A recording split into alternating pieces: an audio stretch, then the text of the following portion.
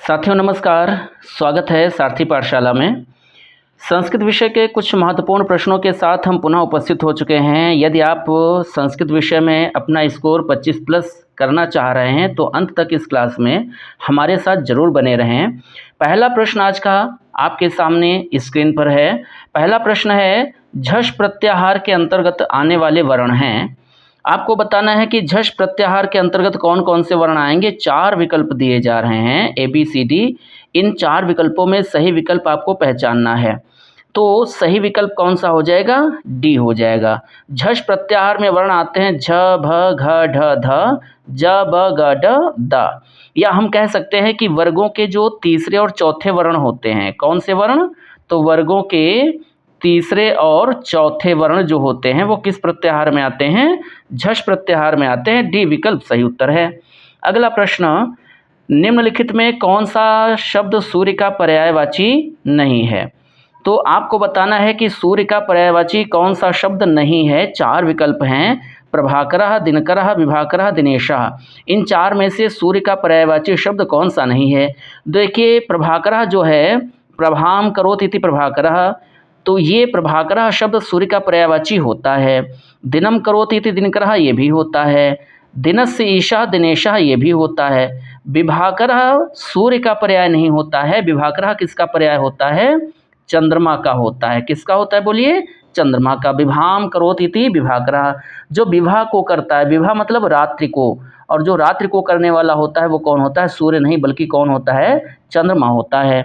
तो सूर्य का कौन सा पर्यायवाची शब्द नहीं है? इस प्रश्न का सही उत्तर क्या हो जाएगा? सी विकल्प सही उत्तर हो जाएगा। अगला प्रश्न, नक्रह का अर्थ होगा। नक्रह का अर्थ क्या होगा? गिलहरी, छिपकली, नेवला या मगरमच्छ। तो देखिए, नक्रह का अर्थ क्या होगा? गिलहरी होगा क्या? गिलहरी कहते हैं किसको? चिक्रोडह को। गिलहरी की संस्कृत क्या होती है? चिक्रोडह, या इसको वृक्ष मार्जारः भी कहते हैं। छिपकली की संस्कृत होती है गृहगोधिका। क्या होती है बोलिए? गृहगोधिका। तो छिपकली भी नहीं होगी। नेवला को क्या कहते हैं संस्कृत में? नकुलः कहते हैं। नेवले को क्या कहा जाता है? नकुलः कहा जाता है। अब एक ही विकल्प हमारे सामने शेष बच रहा है। नक्रह का अर्थ क्या होता है बोलिए? मगरमच्छ होता है। डी विकल्प सही उत्तर हो जाएगा इस तीसरे प्रश्न में। अगला प्रश्न, प्राचार्य पद में समास है। प्राचार्य पद में समास कौन सा है ये बताना है। प्राचार्य पद का समास विग्रह अगर हम देखें तो इसका विग्रह होता है प्रगतः आचार्य। क्या होता है?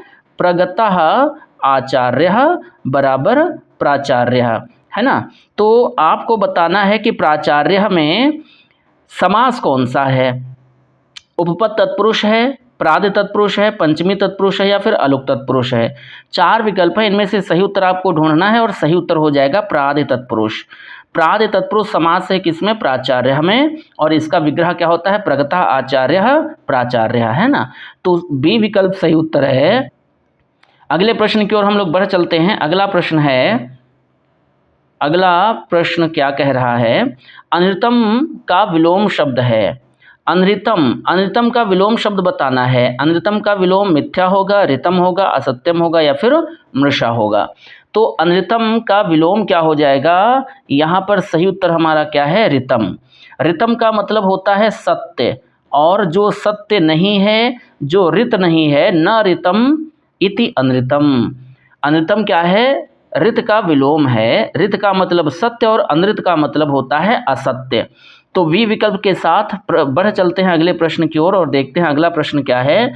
द्वि संख्यावाची शब्द का पुल्लिंग शब्द क्या होता है? द्वि का अर्थ होता है दो, और दो की जो संस्कृत है द्वि, इसका पुल्लिंग में रूप क्या बनेगा ये पूछा गया है।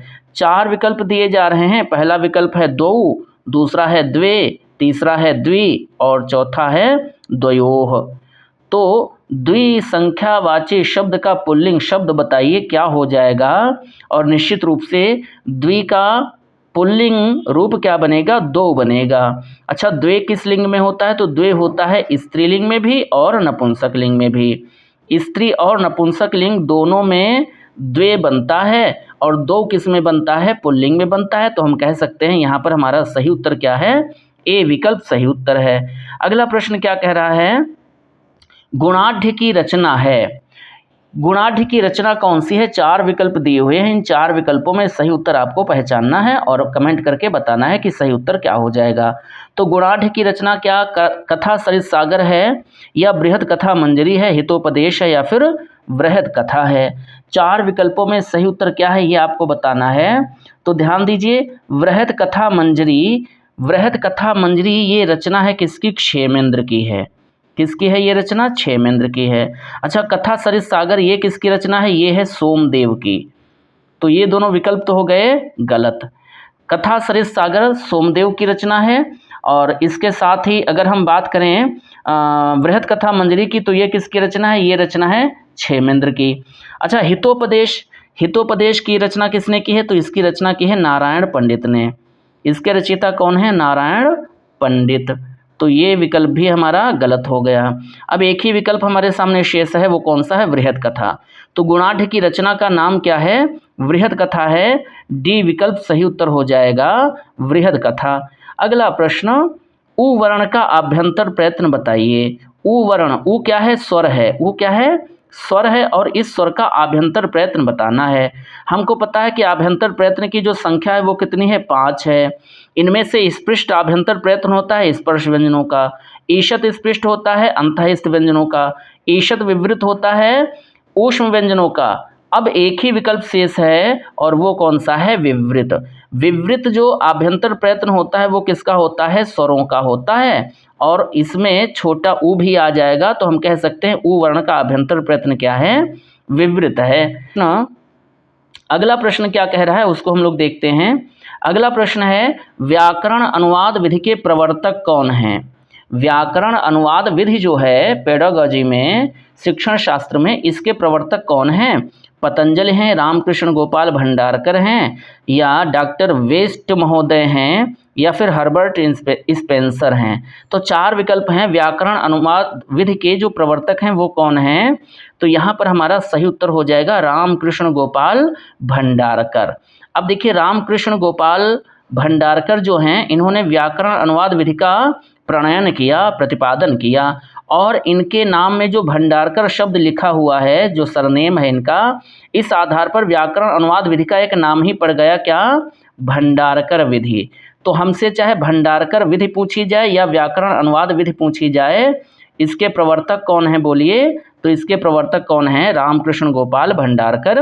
वी विकल्प सही उत्तर है। अगला प्रश्न क्या कह रहा है उसको देखते हैं। भवन शब्द में धातु तथा प्रत्यय बताइए। जो भवन शब्द है, भवन शब्द में धातु और प्रत्यय बताना है। तो भू धातु के साथ शानच प्रत्यय प्रयुक्त हुआ है, या भू धातु के साथ अक्त प्रत्यय प्रयुक्त हुआ है, भू के साथ शत्र प्रत्यय है, या फिर भू धातु के साथ अक्तोद प्रत्यय है। तो भवन शब्द जो है ये रूप है पुल्लिंग का, और इसमें प्रत्यय कौन सा प्रयुक्त हुआ है? धातु कौन सी है? तो निश्चित रूप से जो लोग सी विकल्प सही उत्तर बता रहे हैं, आपका उत्तर बिल्कुल सही उत्तर हो जाएगा। भू धातु के साथ जब हम शत्र प्रत्यय का प्रयोग करते हैं तो पुल्लिंग में बनता है भवन, और स्त्रीलिंग में क्या बनता है? भवंती, और नपुंसक लिंग में क्या बनता है? भवत बनता है। ठीक है, ये रूप बनते हैं। तो भवन शब्द जो है इसमें धातु है भू, और प्रत्यय कौन सा है? क्षत्रि। निश्चित रूप से सी विकल्प सही उत्तर है। अगला प्रश्न क्या कह रहा है? माता च पिता च, इस विग्रह का समस्त पद क्या होगा? माता च पिता च, इसका समास बताना है, क्या होगा? समस्त पद बताना है, क्या होगा? माता पितरौ हो जाएगा, पितरौ होगा, ए और बी दोनों सही होंगे, या फिर मातृ पितृ होगा। तो माता च पिता च, यहाँ पर 2 पद हैं, दोनों पद समान रूप से प्रधान हैं, किंतु यहाँ पर एक पद का लोप हो जाएगा, और जहाँ एक पद का लोप हो जाता है उसको हम एक शेष द्वंद्व के नाम से जानते हैं। और एक शेष द्वंद्व की विशेषता यह है कि अगर एक पद स्त्रीलिंग है और एक पुल्लिंग है तो सदैव स्त्रीवाची पद का लोप होता है, पुल्लिंग वाला पद शेष रहता है, किंतु वह अपनी विभक्ति और अपने वचन से अपनी अवस्था का, स्थिति का बोध कराता है। तो देखिए, पिता शब्द यहाँ पर शेष रहेगा, लेकिन पिता के साथ केवल पिता अकेले नहीं है, पिता के साथ माता भी है, तो हम पिता को प्रथमा विभक्ति द्विवचन में लिखेंगे, और यहाँ सही उत्तर क्या हो जाएगा? बी विकल्प सही उत्तर हो जाएगा। माता च पिता च, इसका समस्त पद क्या बनेगा बोलिए? पितरौ हो जाएगा। अगला प्रश्न, मसृण का विपरीतार्थक शब्द होगा। सारे महत्वपूर्ण प्रश्न हैं आज। अगर आपने अंत तक नहीं देखा तो आप पछता सकते हैं बाद में, इसलिए अंत तक क्लास में ज़रूर बने रहिए। और अगर आपको क्लास अच्छी लग रही है तो लाइक और शेयर ज़रूर कीजिए। पहली बार देख रहे हैं, जुड़ रहे हैं तो सब्सक्राइब भी आप कर सकते हैं चैनल को। फिलहाल प्रश्न कह रहा है मसृण का विपरीतार्थक शब्द होगा। मसृण का विलोम पूछा गया है। मसृण का मतलब होता है मांसल। मसृण का मतलब क्या होता है? मांसल होता है। इसका विलोम क्या होगा? तो इसका विलोम हो जाएगा रुक्ष। रुक्ष मतलब रूखा। रुक्ष मतलब क्या होता है? रूखा। रूखा मतलब सूखा भी कह सकते हैं। तो मसृण का अर्थ होता है मांसल, इसका विलोम पूछा गया, इसका विलोम क्या हो जाएगा? रुक्षा हो जाएगा। रुक्षा मतलब रूखा। डी विकल्प सही उत्तर है। लक्ष्मी का पर्यायवाची शब्द नहीं है। लक्ष्मी का कौन सा शब्द पर्यायवाची नहीं है ये बताना है। तो लक्ष्मी का पर्यायवाची कौन सा नहीं? पद्मासना होता है ये पर्याय। हरिप्रिया ये भी होता है। इंदिरा ये भी लक्ष्मी का पर्याय है। कौन सा पर्याय नहीं है? जाह्नवी नहीं है। जाह्नवी किसका पर्याय होता है? ये पर्याय होता है गंगा का। तो सही उत्तर हमें मिल चुका है, सी विकल्प सही उत्तर है। लक्ष्मी का कौन सा शब्द पर्यायवाची नहीं है? जाह्नवी। सी विकल्प के साथ अगले प्रश्न की ओर बढ़ चलते हैं। और अगला प्रश्न महत्वपूर्ण प्रश्न, रामायण में कितने श्लोक हैं? तो रामायण में श्लोकों की संख्या आपको बतानी है। 24,000 है, 2400 हैं, 23,000 हैं या फिर 2200 हैं। 4 विकल्प हैं, इसमें सही उत्तर क्या हो जाएगा बोलिए? इसमें सही उत्तर हो जाएगा 24,000। 24,000 श्लोक हैं रामायण में, इसीलिए रामायण को चतुर्विंशति सहस्री संहिता के नाम से भी जाना जाता है। ए विकल्प सही उत्तर है। अगला प्रश्न, भाषा कौशलों में अंतिम सोपान है। जो हमारे 4 भाषा कौशल हैं उनमें अंतिम सोपान कौन सा है ये बताना है। तो 4 भाषा कौशलों में अंतिम सोपान कौन सा है? 4 विकल्प दिए जा रहे हैं। श्रवण है क्या? भाषण है क्या? तो देखिए श्रवण जो है ये पहला सोपान है, भाषण दूसरा सोपान है, पठन तीसरा सोपान है और लेखन चौथा सोपान है। हमसे क्या पूछा गया है? अंतिम सोपान पूछा गया है। तो निश्चित रूप से ए विकल्प सही उत्तर हो जाएगा। श्रवण, भाषण, पठन, लेखन अर्थात सुनना, बोलना, पढ़ना और लिखना, ये जो 4 भाषा कौशल हैं, इन 4 कौशलों में अंतिम सोपान या अंतिम कौशल कौन सा है? तो निश्चित रूप से ए विकल्प सही उत्तर है। अगला प्रश्न, साध्वा चरणम का सही संधिविच्छेद होगा। साध्वा चरणम का सही संधिविच्छेद क्या होगा ये बताना है। तो साध्वा चरणम का सही संधिविच्छेद देखिए 4 विकल्प दिए हैं। साध प्लस चरणम ये गलत है। साध प्लस आचरणम तो ये तो साधा चरणम हो जाएगा, ये भी गलत है। साधो प्लस चरणम ये भी गलत है। सही उत्तर क्या है? साधु प्लस आचरणम। डी विकल्प सही है। अच्छा, अगर पूछा जाए साध्वा चरणम का सही संधिविच्छेद क्या होगा ये तो पता चल चुका है, साधु प्लस आचरणम। किंतु यदि पूछा जाए कि इसमें किस सूत्र से संधि हुई है तो इसमें सूत्र हमारा कौन सा प्रयुक्त हुआ है? इको यणचि। किस सूत्र का प्रयोग हुआ है बोलिए? इको यणचि का। अच्छा, संधि कौन सी है? तो यहाँ पर संधि का नाम हमको क्या लिखना है? यण संधि। तो साधु प्लस आचरणम, यहाँ देखिए ऊ है, ऊ के बाद असमान स्वर आ है, इसलिए ऊ का क्या हो गया है? वाह हो गया है।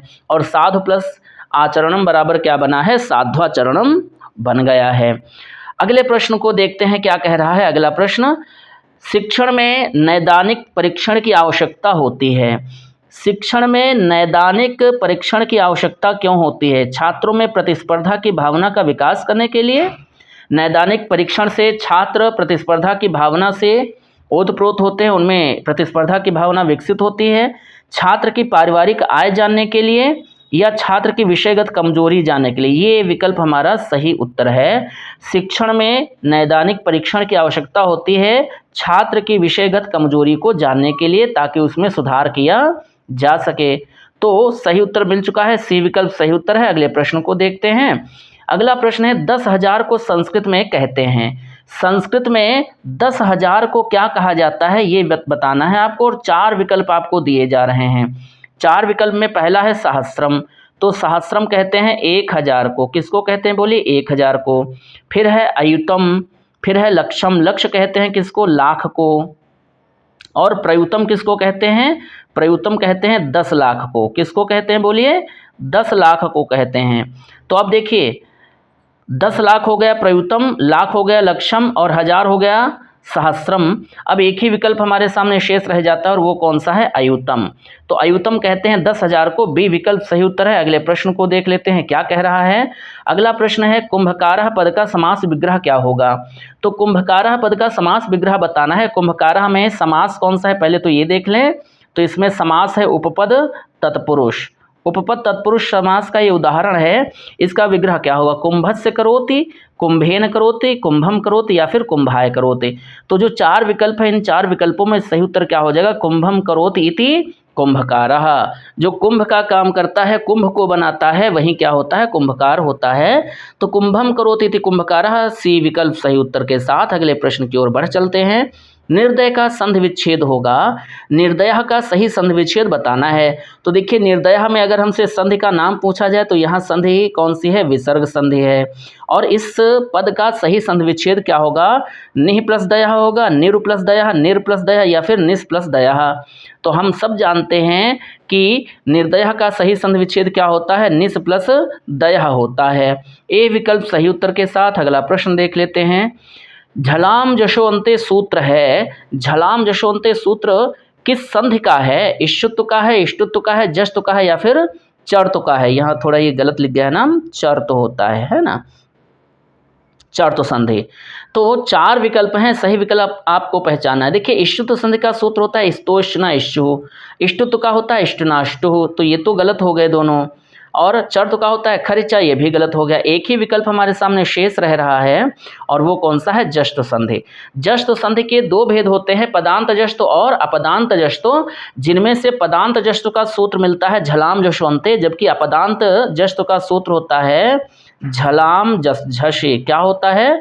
झलाम जश झषि। और ये सूत्र किसका है? ये सूत्र है अपदांत जश्तु का। किसका है? अपदांत जश्तु का। अच्छा दोनों भेदों के सूत्र पूछ लिए जाते हैं, इसलिए आपको याद रखना है। अपदांत जश्तु का सूत्र अगर पूछा जाएगा झलाम झषि, और पदांत जश्तु का पूछा जाता है तो पदांत जश्तु का सूत्र क्या होता है? पदांत जश्तु का सूत्र होता है झलाम जशो अंते। तो सी विकल्प सही उत्तर हो जाएगा। इस प्रश्न के सही उत्तर के साथ अगले प्रश्न की ओर हम लोग बढ़ चलते हैं। और अगला प्रश्न है वनौषधि शब्द का सही संधि विच्छेद क्या होगा? वनौषधि शब्द का सही संधि विच्छेद क्या होगा? वन प्लस आषधि, वन प्लस औषधि, वन प्लस औषधि या फिर वने प्लस औषधि। तो सही संधि विच्छेद देखिए क्या होगा? वन प्लस औषधि होगा।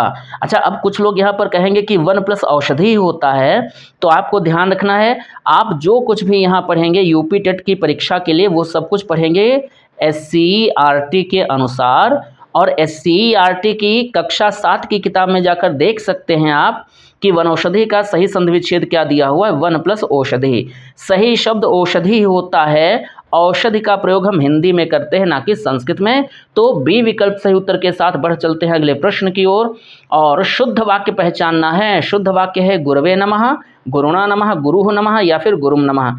तो हम सब जानते हैं कि नम धातु के अर्थ में नमः स्वस्ति स्वाहा सुधा अलम वशट योगाच, ये जो सूत्र है ये बताता है कि नमः शब्द के योग में हम विभक्ति कौन सी लगाते हैं? चतुर्थी। और चतुर्थी का प्रयोग केवल ही एक ही विकल्प में हुआ है, ए विकल्प में, गुरवे नमः में। तो इसलिए सही उत्तर क्या हो जाएगा? ए हो जाएगा। सही उत्तर क्या हो जाएगा? यहाँ पर ए विकल्प सही उत्तर हो जाएगा। अगला प्रश्न, और अगला प्रश्न है नाना पद के योग में कौन सी विभक्ति प्रयुक्त होती है? ये नाना वो नाना वाले नहीं जो हम जून की छुट्टी में नाना के यहाँ जाते हैं। ये नाना एक शब्द है और नाना शब्द का अर्थ होता है बिना। नाना शब्द का अर्थ क्या होता है? बिना, है ना। और नाना पद के योग में कौन सी विभक्ति प्रयुक्त होती है ये बताना है।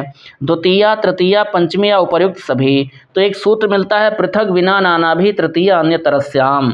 और ये सूत्र कहता है कि नाना हो, पृथक हो या विना शब्द हो, इन तीनों शब्दों के योग में हम द्वितीया भी लगाते हैं, तृतीया भी लगाते हैं और पंचमी भी लगाते हैं। और जब इन तीनों का प्रयोग किया जाता है तो हमारा सही उत्तर क्या हो जाएगा? उपर्युक्त सभी। डी विकल्प सही उत्तर के साथ अगला प्रश्न देखते हैं क्या कह रहा है। शुद्ध वाक्य है रमा कूपाय जलम कर्षति। रमा कुएं के लिए पानी खींचती है, या रमा कूपात जलम कर्षति, रमा कुएं से पानी खींचती है, रमा कूपम जलम कर्षति या रमा कूपे जलम कर्षति। रमा कुएं से पानी खींच रही है। अच्छा पानी को जब खींच रही है तो पानी कुएं से अलग हो रहा है, और अलगाव में जो अपने स्थान पर अटल रहता है उसमें पंचमी का प्रयोग करते हैं, और यहाँ पर कुएं में पंचमी का प्रयोग हुआ है, इसलिए हम कह सकते हैं बी विकल्प सही उत्तर हो जाएगा। रमा कोपात जलम कर्षति। तो शुद्ध वाक्य हमें मिल चुका है। अगला प्रश्न, आलस्यम ही मनुष्याणाम शरीरस्थो महान रिपुः। आलस्य मनुष्य के शरीर में स्थित उसका सबसे बड़ा शत्रु होता है। तो मनुष्य का सबसे बड़ा शत्रु अगर कोई है तो उसके शरीर में स्थित जो आलस्य होता है वहीं उसका सबसे बड़ा शत्रु होता है। यह सूक्ति उद्धृत है, यह सूक्ति किस ग्रंथ से उद्धृत है ये बताना है। पंचतंत्रम से है, हितोपदेश से है, नीति शतकम से है या फिर किरातार्जुनीयम से। तो इस सूक्ति का संबंध किस ग्रंथ से है, बोलिए नीति शतकम से है। अच्छा, नीति शतकम के रचयिता कौन है, तो इसके रचयिता अगर पूछे जाएं तो हम क्या लिखेंगे, भर्तृहरि। किरातार्जुनीयम के रचनाकार कौन है, भारवी हैं। हितोपदेश के कौन हैं, तो नारायण पंडित। और पंचतंत्र के कौन हैं, विष्णु शर्मा हैं। नोट कर लीजिए, यहाँ से प्रश्न पूछे जाते हैं। सी विकल्प सही उत्तर के साथ अगला प्रश्न, कवि शब्द का चतुर्थी एक वचन रूप क्या बनेगा। कवि शब्द का चतुर्थी एक वचन बताना है। कवि, कवि, कवयः, कविम, कवि, कवीन, कविना, कविभ्याम, कविभिः और कवये। तो ए विकल्प सही उत्तर हो जाएगा। कवि शब्द का चतुर्थी एक वचन में रूप क्या बनता है, कवये बनता है। ए विकल्प सही उत्तर। अगला प्रश्न, और अगला प्रश्न है तस्मै में विभक्ति है। तस्मै में विभक्ति कौन सी है, प्रथमा, द्वितीय, तृतीय या फिर चतुर्थी। तो तस्मै में चतुर्थी विभक्ति है। डी विकल्प सही उत्तर हो जाएगा। सह तोते, तम तोतान, तेन ताभ्याम, तैः और तस्मै ताभ्याम तेभ्यः। तस्मै चतुर्थी विभक्ति एक वचन का रूप है। डी विकल्प सही उत्तर है। 29वां प्रश्न आ रहा है, भाववाच्य का वाक्य नहीं है। यहाँ पर 4 वाक्य दिए हैं, इनमें से आपको बताना है कि कौन सा वाक्य भाववाच्य का नहीं है। तो भाववाच्य के वाक्य को पहचानने का सरल तरीका, आसान तरीका, आसान सी ट्रिक क्या है कि भाववाच्य के वाक्य में या कर्मवाच्य का वाक्य पहचानना हो, भाववाच्य का पहचाना हो, दोनों में क्रिया जो होगी वो किसकी होगी, आत्मनेपद की होगी। अब 4 विकल्पों में, 4 वाक्यों में जिसमें आत्मनेपद की क्रिया है वो भाववाच्य, जिसमें नहीं है वो भाववाच्य नहीं है। तो चलिए ढूंढते हैं कौन सा भाववाच्य नहीं है। देखिए, मया हस्यते, हस्यते आत्मनेपद की क्रिया है, ये भाववाच्य है। त्वया स्थीयते, इसमें भी आत्मनेपद की क्रिया है, ये भी भाववाच्य है। ईश्वरेण भूयते, ये भी भाववाच्य है। सीता गच्छति, ये भाववाच्य नहीं है, ये है कर्तृवाच्य। अतः हम कह सकते हैं कि यहाँ पर सही उत्तर क्या है, बी विकल्प सही उत्तर है। अगला प्रश्न, और अगला प्रश्न है स्वागतम में उपसर्ग है। स्वागतम में उपसर्ग बताना है, और स्वागतम में उपसर्ग कौन सा है, 4 विकल्प हैं। स्व है, सु और आंग है, स है या फिर उपयुक्त में कोई नहीं है। तो स्वागतम में देखिए, एक तो उपसर्ग हमें मिलता है सु, एक मिलता है आंग, और इसमें धातु कौन सी है, गम। ठीक है, गम धातु है। और प्रत्यय कौन सा है, तो प्रत्यय है, इसमें अक्त प्रत्यय है। अब यहाँ सु और आंग 2 उपसर्ग हैं, गम धातु है और अक्त प्रत्यय है। तो निश्चित रूप से हम कह सकते हैं कि यहाँ हमारा सही उत्तर क्या हो जाएगा, सु और आंग। वी विकल्प सही उत्तर है। और इस सही उत्तर के साथ ही हमारी आज की श्रृंखला यहीं पर समाप्त होती है। आपको आज की ये श्रृंखला कैसी लगी कमेंट करके ज़रूर बताइएगा, और अगर क्लास अच्छी लगी हो तो आप इस क्लास को लाइक कीजिए और अपने इष्ट मित्रों तक, जो भी यूपी टेट की तैयारी कर रहे हैं, उन तक पहुंचाने में हमारी सहायता कीजिए, अर्थात इस क्लास को शेयर ज़रूर कीजिए। अगर आप पहली बार जुड़ रहे हैं, क्लास अच्छी लगी तो आप चाहें, इच्छा हो यदि, तो आप सब्सक्राइब कर सकते हैं, इससे हमारा उत्साहवर्धन होगा। और आप इस क्लास को दोबारा देख करके जो भी महत्वपूर्ण तथ्य हैं वो अपनी कॉपी में लिख भी सकते हैं। आप पढ़ते रहिए, स्वस्थ रहिए, व्यस्त रहिए। हम पुनः मिलेंगे अगली क्लास में ऐसे ही कुछ महत्वपूर्ण प्रश्नों के साथ। हमारे साथ अंत तक बने रहने के लिए आप सबका बहुत बहुत धन्यवाद, आभार, नमस्कार।